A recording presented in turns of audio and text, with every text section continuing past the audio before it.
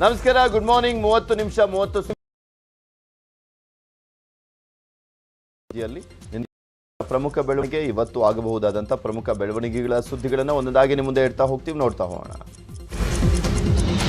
ರಾಜ್ಯದಲ್ಲಿ ಚುನಾವಣಾ ಕಾವು ಜೋರಾಗ್ತಾ ಇದ್ದಂತೆ ಬಿಜೆಪಿಯ ದಿಲ್ಲಿ ನಾಯಕರು ಮೇಲಿಂದ ಮೇಲೆ ರಾಜ್ಯಕ್ಕೆ ದಂಡೆತ್ತಿ ಬರ್ತಾ ಇದ್ದಾರೆ. ಇಂದು ಚಿಕ್ಕಬಳ್ಳಾಪುರ ಜಿಲ್ಲೆಗೆ ಪ್ರಧಾನಮಂತ್ರಿ ನರೇಂದ್ರ ಮೋದಿ ಆಗಮಿಸ್ತಾ ಇದ್ದಾರೆ. ಹೆಲಿಪ್ಯಾಡ್ನ ಮೂಲಕ ಚಿಕ್ಕಬಳ್ಳಾಪುರಕ್ಕೆ ಆಗಮಿಸಿ, ಅಂದರೆ ಹೆಲಿಕಾಪ್ಟರ್ ಮುಖಾಂತರ ಚಿಕ್ಕಬಳ್ಳಾಪುರಕ್ಕೆ ಆಗಮಿಸಿ ಮೊದಲು ಸರ್ ಎಂ ವಿಶ್ವೇಶ್ವರಯ್ಯ ಸಮಾಧಿ ಬಳಿಗೆ ಭೇಟಿಯನ್ನು ನೀಡಲಿದ್ದಾರೆ. ಬಳಿಕ ಮುದ್ದೇನಹಳ್ಳಿಯಲ್ಲಿನ Shri Madhusudana Sai institute of medical college and research ಆಸ್ಪತ್ರೆಯನ್ನು ಪ್ರಧಾನಿ ಮೋದಿ ಉದ್ಘಾಟನೆ ಮಾಡಲಿದ್ದಾರೆ. 10:50ಕ್ಕೆ ಮೋದಿ ಚಿಕ್ಕಬಳ್ಳಾಪುರಕ್ಕೆ ಆಗಮಿಸಲಿದ್ದು 1 ಗಂಟೆಗಳ ಕಾಲ ಕಾರ್ಯಕ್ರಮ ನಡೆಯಲಿದೆ. ಸುಮಾರು 400 ಕೋಟಿ ವೆಚ್ಚದಲ್ಲಿ ಆಸ್ಪತ್ರೆ ನಿರ್ಮಾಣವಾಗಿದ್ದು 400 ಬೆಡ್ಗಳ ಆಸ್ಪತ್ರೆ ನಿರ್ಮಾಣವಾಗಿದೆ. 22 ರೀತಿಯ ಲ್ಯಾಬ್ಗಳನ್ನು ತೆರೆಯಲಾಗಿದೆ. ಭದ್ರತಾ ಲೋಪ ಆಗದಂತೆ ಸೂಕ್ತ ಪೊಲೀಸ್ ಬಂದೋಬಸ್ತ್ ಏರ್ಪಡಿಸಲಾಗಿದೆ.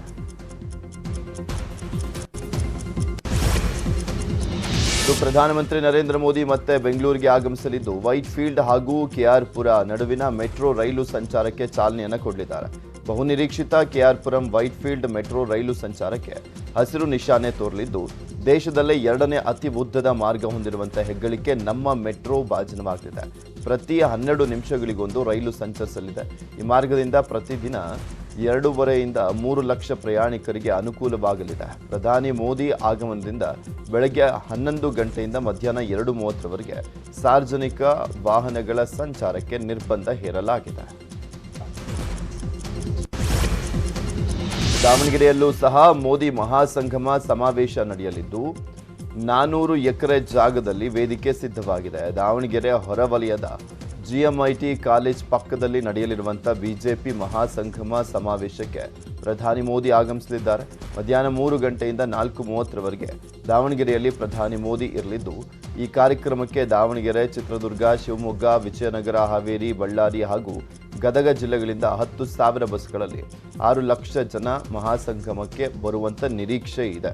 ಜೊತೆಗೆ ಬಹುತೇಕ ಕಡೆಯಿಂದ ಶಾಸಕರು, ಟಿಕೆಟ್ ಆಕಾಂಕ್ಷಿಗಳು ತಮ್ಮ ಕಾರ್ಯಕರ್ತರನ್ನ ಮಹಾಸಂಗಮಕ್ಕೆ ಆಹ್ವಾನಿಸಲಿದ್ದಾರೆ. ಒಟ್ಟು 10 ಲಕ್ಷಕ್ಕೂ ಹೆಚ್ಚು ಜನ ಸೇರಿಸುವಂಥ ಗುರಿಯನ್ನ ಬಿಜೆಪಿ ಇಟ್ಕೊಂಡಿದೆ. ನೋಡ್ಬೇಕು ಎಷ್ಟು ಜನ ಬರ್ತಾರೆ ಅಂತ. ವಿಧಾನಸಭೆ ಚುನಾವಣೆಗೂ ಮುನ್ನ ರಾಜ್ಯ ಬಿಜೆಪಿ ಸರ್ಕಾರ ಎಸ್ಸಿ ಸಮುದಾಯಕ್ಕೆ ನಿನ್ನೆ ಭರ್ಜರಿ ಗಿಫ್ಟ್ ಅನ್ನು ನೀಡಿದ್ದಾರೆ. ಅವಕಾಶ ವಂಚಿತ ಪರಿಶಿಷ್ಟ ಜಾತಿ ಮತ್ತು ಪರಿಶಿಷ್ಟ ಪಂಗಡಗಳ ಸಮುದಾಯಗಳಿಗೆ ಒಳ ಮೀಸಲಾತಿ ಪ್ರಕಟಿಸಿದೆ. ಗುಂಪು 1ರಲ್ಲಿ ಆದಿಜಾಂಬವ ಸಮುದಾಯಕ್ಕೆ 6% ಮೀಸಲಾತಿ, ಗುಂಪು 2ರಲ್ಲಿ ಆದಿ ಕರ್ನಾಟಕ ಸಮುದಾಯಕ್ಕೆ 5.5% ಮೀಸಲಾತಿ, ಗುಂಪು 3ರಲ್ಲಿ ಬಂಜಾರ, ಬೋಬಿ, ಕೊರಚರಿಗೆ 4% ಮೀಸಲಾತಿ, ಗುಂಪು 4ರಲ್ಲಿ ಮತ್ತಿತರರಿಗೆ 1% ಮೀಸಲಾತಿ ನೀಡಲಿಕ್ಕೆ ನಿರ್ಧಾರ ಕೈಗೊಳ್ಳಲಾಗಿದೆ.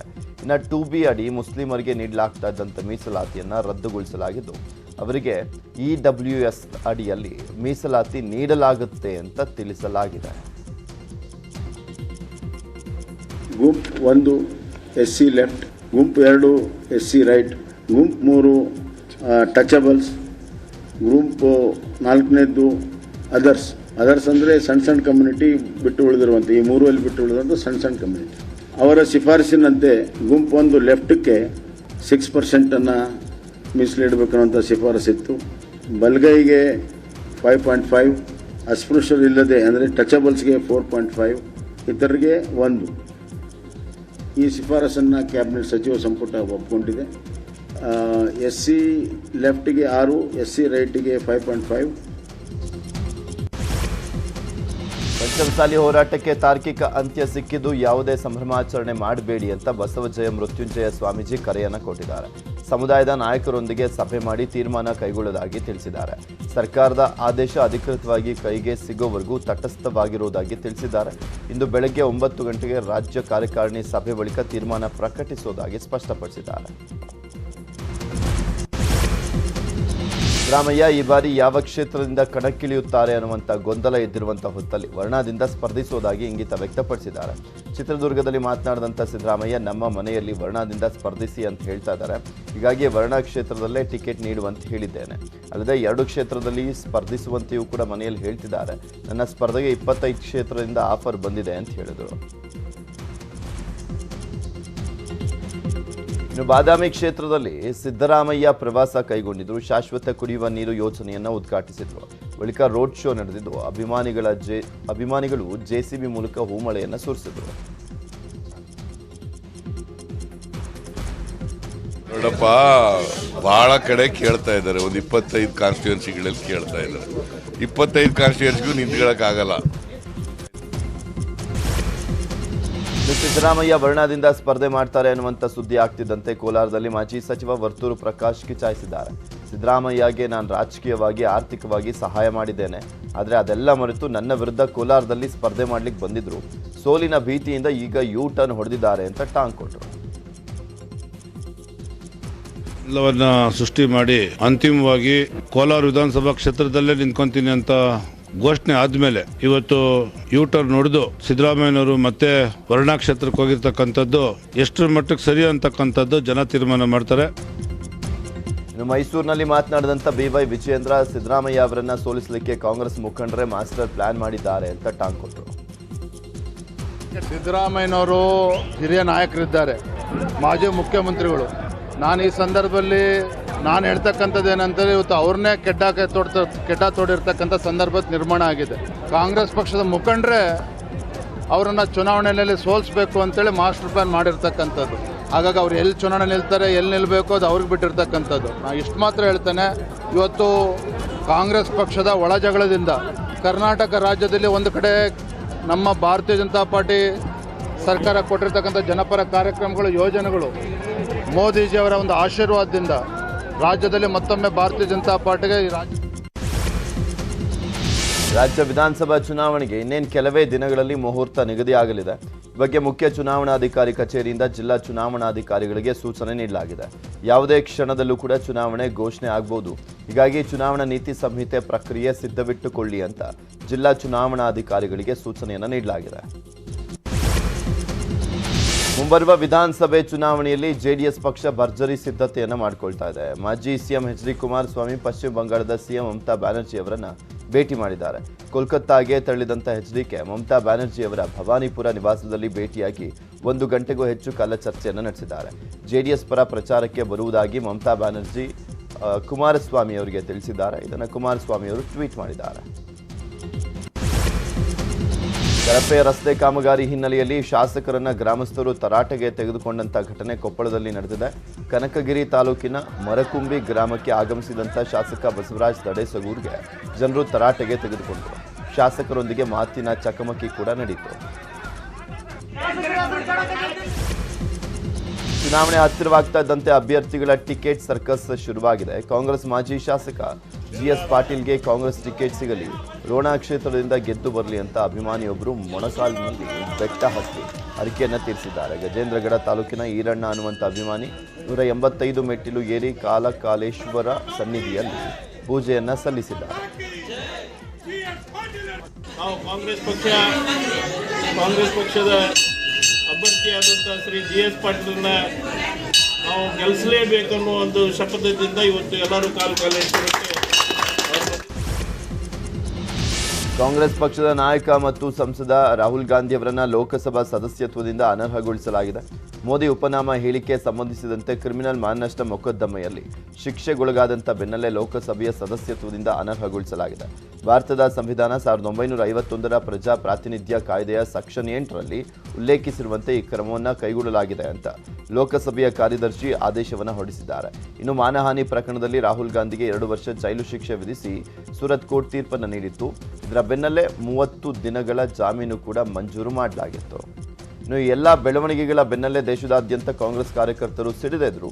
ತಿರುವನಂತಪುರಂನ ರಾಜಭವನ ಮುಂದೆ ಯೂತ್ ಕಾಂಗ್ರೆಸ್ನವರು ಪ್ರತಿಭಟನೆ ನಡೆಸಿದ್ದು ಪೊಲೀಸರು ಜಲಫಿರಂಗಿಗಳನ್ನು ಪ್ರಯೋಗಿಸಿದ್ರು.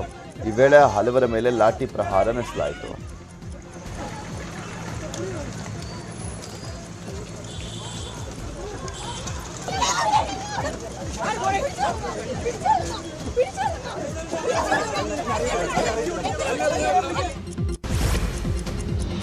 ಕಾಂಗ್ರೆಸ್ ನಾಯಕ ರಾಹುಲ್ ಗಾಂಧಿಯನ್ನ ಅನರ್ಹ ಮಾಡಿದ್ದಕ್ಕೆ ಎಐಸಿಸಿ ಅಧ್ಯಕ್ಷ ಮಲ್ಲಿಕಾರ್ಜುನ್ ಖರ್ಗೆ ಕಿಡಿಕಾರಿದ್ದಾರೆ. ರಾಹುಲ್ ಗಾಂಧಿಯನ್ನ ಅನರ್ಹಗೊಳಿಸಲಿಕ್ಕೆ ಯತ್ನಿಸಿದ್ದಾರೆ. ಸತ್ಯ ಹೇಳುವವರನ್ನ ಬಾಯಿ ಮುಚ್ಚಿಸಲಿಕ್ಕೆ ಈ ಕ್ರಮ ಕೈಗೊಳ್ಳಲಾಗಿದೆ. ಅವರನ್ನ ಅನರ್ಹ ಮಾಡುವಂತಹ ತಪ್ಪು ಏನ್ ಮಾಡಿದ್ದಾರೆ? ನಾವು ಹೋರಾಡ್ತೀವಿ, ಪ್ರಜಾಪ್ರಭುತ್ವಕ್ಕಾಗಿ ಜೈಲು ಸೇರ್ತೀವಿ ಅಂತ ಕಿಡಿಕಾರಿದ್ದಾರೆ. डिस्क्वालीफाई करने के लिए सारे प्रयास किए हैं और सच बोलने वालों को, लड़ने वालों का मुंह बंद करने के लिए उनको सदन से बाहर डाला गया है. और ऐसी कौन सा बड़ी अपराध थी जिस व्यक्ति को कोई संबंध नहीं है, ये क्वेश्चन भी नहीं है, यहाँ पर से पैसे लेके भागे, जो सच्चाई देश के सामने रखना चाहते थे और रख रहे हैं, वो उनको ಜಚ್ಚರಾ नहीं. ಇನ್ನು ಈ ಬಗ್ಗೆ ವಿಪಕ್ಷ ನಾಯಕ ಸಿದ್ದರಾಮಯ್ಯ ಪ್ರತಿಕ್ರಿಯೆ ನೀಡಿದ್ದು, ಇಂದು ಭಾರತ ಪ್ರಜಾಪ್ರಭುತ್ವಕ್ಕೆ ಕರಾಳ ದಿನ, ಬಿಜೆಪಿ ಎದುರಾಳಿಗಳನ್ನು ಎದುರಿಸೋಕೆ ಆಗದೆ ಈ ರೀತಿ ಮಾಡ್ತಾ ಇದೆ ಅಂತ ಕಿಡಿಕಾರಿದ್ದಾರೆ. ರಾಹುಲ್ ಗಾಂಧಿ ಅವರಿಗೆ ಇದು ಪ್ರಜಾಪ್ರಭುತ್ವದ ಇತಿಹಾಸದಲ್ಲಿ ಇದು ಒಂದು ಕರಾಳ ದಿನ. ಬಿಜೆಪಿಯವರು ಬೇಕು ಅಂತ ಬೇರೆ ಪಕ್ಷದವ್ರನ್ನ ಎದುರಿಸಲಿಕ್ಕೆ, ಬೇರೆ ನಾಯಕರುಗಳನ್ನ ಎದುರಿಸಲಿಕ್ಕೆ ಮಾಡಿರ್ತಕ್ಕಂಥ ಒಂದು ಷಡ್ಯಂತ್ರ ಇದು. ಬಹಳ ಜನ ಇದೇ ವೇಳೆ ಕರ್ನಾಟಕ ಕಾಂಗ್ರೆಸ್ ಟ್ವೀಟ್ ಮಾಡಿದ್ದು, ಭಾರತದ ಪ್ರಜಾಪ್ರಭುತ್ವಕ್ಕೆ ಇಂದು ಬಿಜೆಪಿ ಸರ್ಕಾರ ಕಪ್ಪು ಚುಕ್ಕೆ ಇಟ್ಟಿದೆ ಅಂತ ಕಿಡಿಕಾರಿದ್ದಾರೆ. ರಾಹುಲ್ ಗಾಂಧಿಯನ್ನ ಸಂಸದ ಸ್ಥಾನದಿಂದ ಅನರ್ಹಗೊಳಿಸಿರುವಂತದ್ರ ಬಗ್ಗೆ ಬಿಜೆಪಿ ನಾಯಕರು ಸಹ ಪ್ರತಿಕ್ರಿಯೆಯನ್ನು ನೀಡಿದ್ದಾರೆ. ದೇಶದ ನೆಲದ ಕಾನೂನಿನ ನೆಲೆಯನ್ನ ಮತ್ತು ನ್ಯಾಯಾಲಯ ನೀಡಿದ ತೀರ್ಪಿನ ಅನ್ವಯ ರಾಹುಲ್ ಗಾಂಧಿ ವಿರುದ್ಧ ಕಾನೂನು ಕ್ರಮ ಆಗಿದೆ ಅಂತ ಆರ್ಗ ಜ್ಞಾನೇಂದ್ರ, ಅಶ್ವಥ್ ನಾರಾಯಣ ಹಾಗೂ ಪ್ರತಾಪ್ ಸಿಂಹ ಕಿಡಿಕಾರಿದ್ದಾರೆ. 5 ಮತ್ತು 8ನೇ ತರಗತಿ ಬೋರ್ಡ್ ಎಕ್ಸಾಮ್ ವಿಚಾರಕ್ಕೆ ಸಂಬಂಧಪಟ್ಟಂತೆ ಪರೀಕ್ಷೆ ದಿನಾಂಕವನ್ನು ಮುಂದೂಡಲಿಕ್ಕೆ ಹೈಕೋರ್ಟ್ ಹಿಂದೇಟನ್ನು ಹಾಕಿದೆ. ಸುಪ್ರೀಂ ಕೋರ್ಟ್ನಲ್ಲಿ ಅರ್ಜಿ ವಿಚಾರಣೆ ಬಾಕಿ ಇರೋದ್ರಿಂದ ಮಧ್ಯಪ್ರವೇಶಕ್ಕೆ ಹೈಕೋರ್ಟ್ ನಿರಾಕರಿಸಿದೆ. ಇನ್ನು ಮಾರ್ಚ್ 27ರಿಂದ ಪರೀಕ್ಷೆ ನಡೆಸುವಂತೆ ಹೈಕೋರ್ಟ್ ಆದೇಶವನ್ನು ನೀಡಿದೆ. ಒಂದು ವಾರ ಪರೀಕ್ಷೆ ದಿನಾಂಕ ಮುಂದೂಡಿಕೆ ಮಾಡುವಂತೆ ಕುಸ್ಮಾ ಅರ್ಜಿ ಸಲ್ಲಿಸಿದ್ದು ವಜಾಗೊಂಡಿದೆ. ಬೆಂಗಳೂರಿನ ಬಾಣಸವಾಡಿಯಲ್ಲಿ ತಡರಾತ್ರಿ ತಪ್ಪಿರುವಂಥದ್ದು ಭಾರೀ ದುರಂತ. ಮುಂಜಾನೆ 3 ಗಂಟೆ ವೇಳೆಯಲ್ಲಿ ಇಂದಿರಾನಗರದಿಂದ ಕಮ್ಮನಹಳ್ಳಿ ಕಡೆಗೆ ಕುಡಿದ ಅಮಲಿನಲ್ಲಿದ್ದಂಥ ಯುವಕ ಅತಿ ವೇಗವಾಗಿ ಟೊಯೋಟೋ ಲ್ಯಾನ್ಸಾ ಕಾರು ಚಾಲನೆ ಮಾಡಿದ್ದಾನೆ. ಕಾರಿನ ವೇಗಕ್ಕೆ ಟೈರ್ ಬ್ಲಾಸ್ಟ್ ಆಗಿ ರಿಮ್ನಲ್ಲೇ ಕಾರು ಚಾಲನೆ ಮಾಡಿದ್ದಾನೆ. ಟೈರ್ ಬ್ಲಾಸ್ಟ್ ಆದರೂ 100ರಿಂದ 120 ಕಿಲೋಮೀಟರ್ ವೇಗದಲ್ಲಿ ಕಾರು ಚಾಲನೆ ಮಾಡಿದ್ದಾನೆ ಯುವಕ. ಕಾರಿನ ವೇಗ ನೋಡಿ ಪೊಲೀಸರು ಕಾರನ್ನು ಫಾಲೋ ಮಾಡಿದ್ದಾರೆ. ಕೊನೆಗೆ ಕಾರಿನ ಆಕ್ಸಿಲ್ ಕಟ್ ಆಗಿದ್ದಕ್ಕೆ ಮುನಿಯಪ್ಪ ಸರ್ಕಲ್ ಬಳಿ ಕಾರು ನಿಂತಿದೆ. ತಕ್ಷಣವೇ ಯುವಕನನ್ನು ಪೊಲೀಸರು ವಶಕ್ಕೆ ಪಡೆದಿದ್ರು. ಬಳಿಕ ಹೊಯ್ಸಳ ಕಾರ್ನಲ್ಲಿ ಠಾಣೆಗೆ ಹೋದ ಯುವಕ ಐಷಾರಾಮಿ ಕಾರ್ನಲ್ಲಿ ಮನೆಗೆ ವಾಪಸ್ ಹೋಗಿದ್ದಾನೆ. ಪೊಲೀಸರು ಯಾವುದೇ ವಿಚಾರಣೆ ಮಾಡದೆ ಬಿಟ್ಟು ಕಳುಹಿಸಿರೋದರ ಹಿಂದೆ ಅನುಮಾನ ವ್ಯಕ್ತವಾಗ್ತಾ ಇದೆ. ಜಾರ್ಖಂಡ್ನ ಧನಬಾದ್ನಲ್ಲಿ ಖಾಸಗಿ ಗ್ಲೈಡರ್ ಪ್ಲೇನ್ ಒಂದು ಮನೆಯೊಂದರ ಮೇಲೆ ಅಪ್ಪಳಿಸಿದೆ. ಟೇಕ್ ಆಫ್ ಆದ ಸ್ವಲ್ಪ ಹೊತ್ತಲ್ಲೇ ತಾಂತ್ರಿಕ ದೋಷ ಕಾಣಿಸಿಕೊಂಡ ಪರಿಣಾಮ ಮನೆ ಮೇಲೆ ಬಿದ್ದಿದೆ. ಗ್ಲೈಡರ್ ಸಂಪೂರ್ಣ ನಜ್ಜುಗುಜ್ಜಾಗಿದೆ. ಇಬ್ಬರು ಗಂಭೀರವಾಗಿ ಗಾಯಗೊಂಡಿದ್ದಾರೆ. ವಿಶ್ವ ಕ್ಷಯರೋಗ ದಿನದ ಅಂಗವಾಗಿ ವಾರಣಾಸಿಯಲ್ಲಿ ನಡೆದಂಥ ವಿಶ್ವ ಟಿಬಿ ಶೃಂಗದಲ್ಲಿ ಭಾಗಿಯಾಗಿದ್ದಂಥ ಪ್ರಧಾನಮಂತ್ರಿ ನರೇಂದ್ರ ಮೋದಿ ಟಿಬಿಯನ್ನು ಓಡಿಸಿ ದೇಶವನ್ನು ಸುರಕ್ಷಿಸಿ ಅಂತ ಕರೆಯನ್ನು ಕೊಟ್ಟಿದ್ದಾರೆ. ಒನ್ ವರ್ಲ್ಡ್ ಟಿಬಿ ಸಮ್ಮಿಟ್ನಲ್ಲಿ 30 ದೇಶದ ಪ್ರತಿನಿಧಿಗಳು ಭಾಗಿಯಾಗಿದ್ದರು. ಈ ವೇಳೆ ಮಾತನಾಡಿದಂಥ ಮೋದಿ ಭಾರತವನ್ನು ಕ್ಷಯರೋಗ ಮುಕ್ತವಾಗಿಸುವಂಥ ಗುರಿಯನ್ನು ಹೊಂದಿದ್ದೇವೆ ಅಂತ ಹೇಳಿದರು. ಬ್ರಿಟನ್ ಪ್ರಧಾನಿ ರಿಷಿ ಸುನಕ್ ಇಂಗ್ಲೆಂಡ್ನ T20 ವರ್ಲ್ಡ್ ಕಪ್ ವಿಜೇತ ತಂಡದೊಂದಿಗೆ ಕ್ರಿಕೆಟ್ ಆಡಿದ್ದಾರೆ. ಇಂಗ್ಲೆಂಡ್ನ ಆಟಗಾರರಿಗೆಂದೇ ಪ್ರಧಾನಿ ಕಚೇರಿಯಲ್ಲಿ ವಿಶೇಷ ಕಾರ್ಯಕ್ರಮ ಹಮ್ಮಿಕೊಳ್ಳಲಾಗಿತ್ತು. ಈ ವೇಳೆ ಬ್ಯಾಟ್ ಹಿಡಿದಂಥ ರಿಷಿ ಸುನಕ್ ಇಂಗ್ಲೆಂಡ್ ಆಟಗಾರರ ಜೊತೆ ಕೆಲ ಕಾಲ ಕ್ರಿಕೆಟ್ ಆಡಿದ್ದಾರೆ.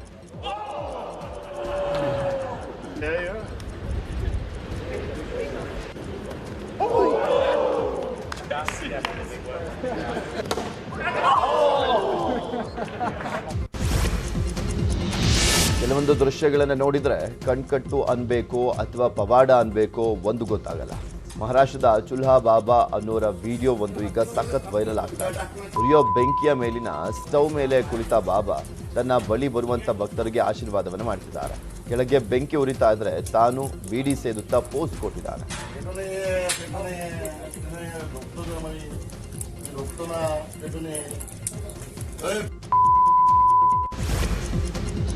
ಬೆಂಗಳೂರಲ್ಲಿ ಪುಂಡಾಟವಾಡ್ತಾ ಇದ್ದಂಥ ಇಬ್ಬರು ಯುವಕರನ್ನ ಪೊಲೀಸರು ಕಂಬಿ ಹಿಂದೆ ತಳ್ಳಿದ್ದಾರೆ. ರಸ್ತೆಯಲ್ಲಿ ಹೋಗುವಂತ ವೃದ್ಧರು ಹಾಗೂ ಮಹಿಳೆಯರನ್ನೇ ಟಾರ್ಗೆಟ್ ಮಾಡಿ ಅನುಚಿತವಾಗಿ ವರ್ತಿಸ್ತಾ ಇದ್ರು. ವೈರಲ್ ವಿಡಿಯೋವನ್ನ ಗಂಭೀರವಾಗಿ ಪರಿಗಣಿಸಿದ್ದಂಥ ಜಯನಗರ ಪೊಲೀಸರು ಇಬ್ಬರನ್ನ ಬಂಧಿಸಿದ್ದಾರೆ. ಬೆಂಗಳೂರಿನಲ್ಲಿ ರ್ಯಾಪಿಡೋ ಬೈಕ್ ಸವಾರರ ಮೇಲೆ ಹಲ್ಲೆಗೆ ಯತ್ನಿಸಲಾಗಿದೆ. ರ್ಯಾಪಿಡೋ ಬೈಕ್ ಸವಾರನನ್ನ ಆಟೋ ಚಾಲಕರು ತರಾಟೆಗೆ ತೆಗೆದುಕೊಂಡು ಮೊಬೈಲ್ ಒಡೆದು ಹಾಕಿದ್ದಾರೆ. ಆ ವಿಡಿಯೋ ವೈರಲ್ ಆಗಿದೆ.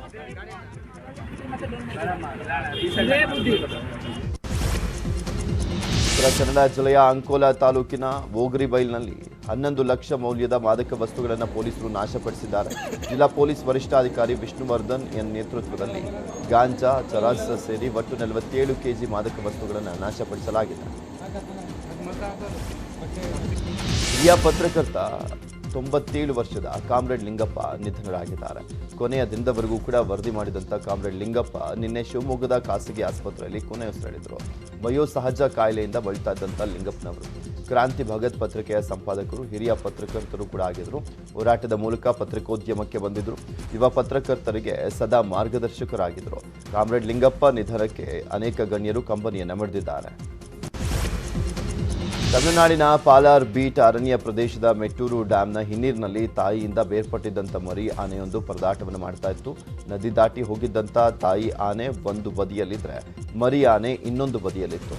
ಮರಿ ಆನೆ ಗೀಳಿತ್ತಿರುವುದನ್ನು ಕಂಡಂತ ಮಲೆ ಮಹದೇಶ್ವರ ಬೆಟ್ಟದ ನಿವಾಸಿಗಳು ಅರಣ್ಯ ಇಲಾಖೆ ಸಿಬ್ಬಂದಿ ನೆರವಿನೊಂದಿಗೆ ತಾಯಿ ಆನೆ ಜೊತೆ ಸೇರಿಸಿದ್ದಾರೆ.